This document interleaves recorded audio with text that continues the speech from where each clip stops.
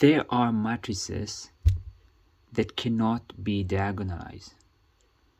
So what can we do? We use the Jordan form. The most similar way we can get to a diagonalized form, which is not diagonalization.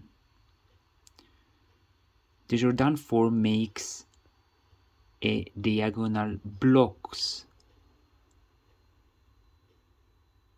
instead of diagonal matrix. We have blocks on the diagonal, but this is the best solution we can have for a matrix that cannot be diagonalized.